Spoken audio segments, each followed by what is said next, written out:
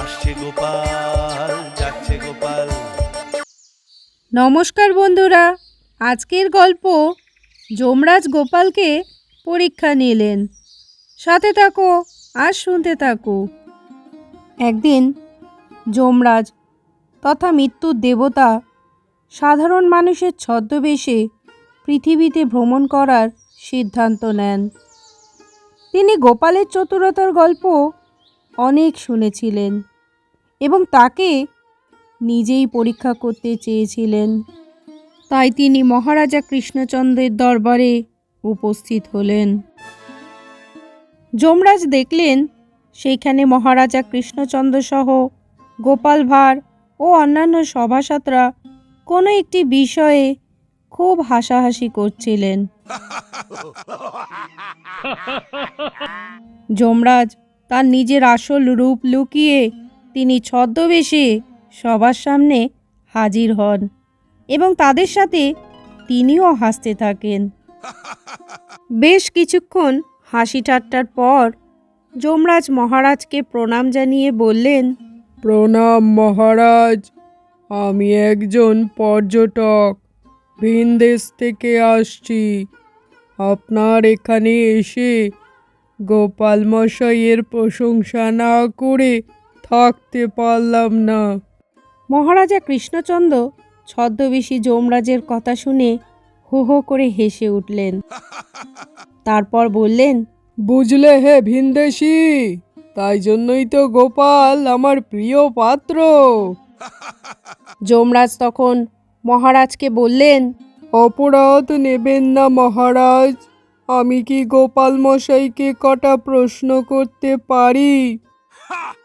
অবশ্যই করতে পারেন ভিনদেশি, আপনি প্রশ্ন করুন।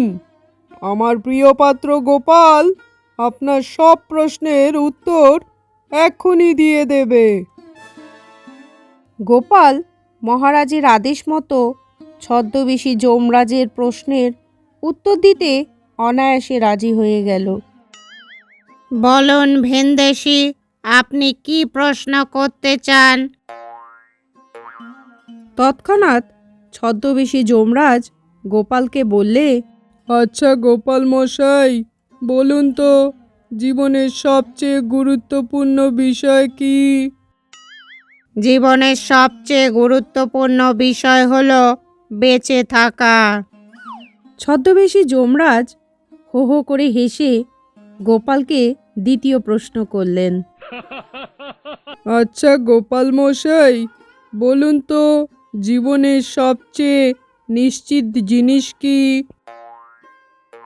গোপাল উত্তর দেওয়ার জন্য প্রস্তুত ছিল, তাই সে দেরি না করে চটপট বললে, একমাত্র জিনিস হলো মৃত্যু। এ ব্যাপারে আমরা অবশ্যই নিশ্চিত হতে পারি। সভাস্থ সকলে এবং মহারাজ কৃষ্ণচন্দ্র সহ ছদ্মবেশী যমরাজ সকলেই গোপালের উত্তরে গর্বিত হলেন। বিশেষত যমরাজ গোপালের উত্তরে মুগ্ধ হয়ে গেলেন, কিন্তু তিনি তখনও হাল ছাড়তে প্রস্তুত ছিলেন না। তাই তিনি গোপালকে একটি ধাঁধা জিজ্ঞাসা করার সিদ্ধান্ত নিলেন। আচ্ছা গোপাল মশাই, আমি কি আপনাকে একটা ধাঁধা জিজ্ঞেস করতে পারি? অবশ্যই, আপনার যা যা প্রশ্ন আছে আপনি জিজ্ঞাসা করতে পারেন। আমি যথাসাধ্য চেষ্টা করব উত্তর দেওয়ার। এরপর ছদ্মবেশী যমরাজ গোপালকে বললে, বলুন তো, আমার মুখ আছে কিন্তু আমি কথা বলি না। আমার একটি বিছানা আছে কিন্তু আমি ঘুমাই না। আমার একটি ব্যাংক আছে কিন্তু আমার টাকা নেই। তাহলে আমি কি? ছদ্মবেশী যমরাজের মুখে এমন প্রশ্ন শুনে প্রত্যেকেই যেন স্তব্ধ হয়ে গেল। রাজসভার সকলেই চিন্তা করতে থাকে এর উত্তর কি হতে পারে। ঠিক সেই মুহূর্তে দুষ্টু হাসি হেসে গোপাল উত্তর দিল, এটা খুবই সহজ প্রশ্ন। তুমি একটা নদী। গোপালের উত্তর শুনে যমরাজ স্তব্ধ হয়ে গেলেন। তিনি বিশ্বাসই করতে পারছিলেন না যে গোপাল এত সহজে তার ধাঁধার সমাধান করেছে। তিনি বুঝতে পেরেছিলেন যে তিনি বিদ্রূপের বুদ্ধিমত্তাকে অবমূল্যায়ন করেছেন। যমরাজ আর কিছু বলার আগেই গোপাল মহারাজের দিকে তাকিয়ে বললে, মহারাজ, আমার বিশ্বাস এই পথিকার কেউ নয়, স্বয়ং যমরাজ। মহারাজা কৃষ্ণচন্দ্র ও রাজসভায় থাকা সকলেই হতবাক হয়ে গেল। তারা যমরাজের দিকে তাকিয়ে রইলেন। এদিকে ছদ্মবেশধারী যমরাজ প্রচণ্ড ক্রোধে লাল হয়ে গিয়েছিলেন। যমরাজ বুঝতে পারলেন তিনি যে ছদ্মবেশ ধরে এসেছেন সেটা সবাই বুঝে গিয়েছে। তিনি তার আসল পরিচয় প্রকাশ করার সিদ্ধান্ত নেন এবং স্বীকার করেন যে তিনি গোপালের বুদ্ধি পরীক্ষা করতে এসেছিলেন। যমরাজ গোপালের বুদ্ধিমত্তা ও চতুরতার প্রশংসা করলেন। যমরাজ বললেন, গোপাল, আমি তোমার মতো দ্রুত বুদ্ধিমান কারো সাথে কখনো দেখা করিনি। গোপাল তার স্বাভাবিক রসিক ভঙ্গিতে উত্তর দিল, আচ্ছা যমরাজ, আপনি তো মৃত্যুর দেবতা, কিন্তু আমি জীবনের ঠাট্টা। আমার ধারণা যে আমাকে আপনার বিপরীত করে তোলে।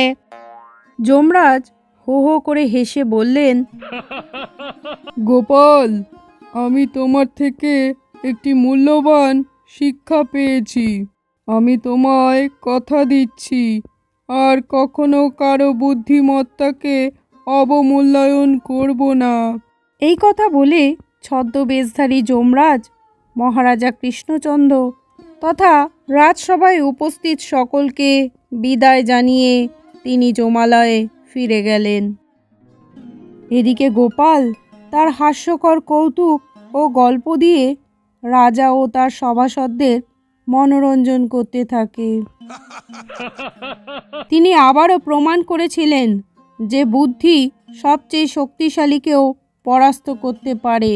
মহারাজা গোপালের প্রতি সন্তুষ্ট হয়ে গোপালকে অনেক উপহার দিলেন। সেই সাথে সভাস্থ সকলেই গোপালের বুদ্ধির প্রশংসা করতে লাগলো। ছোট্ট একটা গল্প এই পর্যন্ত শোনার জন্য আপনাকে জানাই অসংখ্য ধন্যবাদ। গল্পটা কেমন লাগলো অবশ্যই একটা মন্তব্য করে জানাবেন।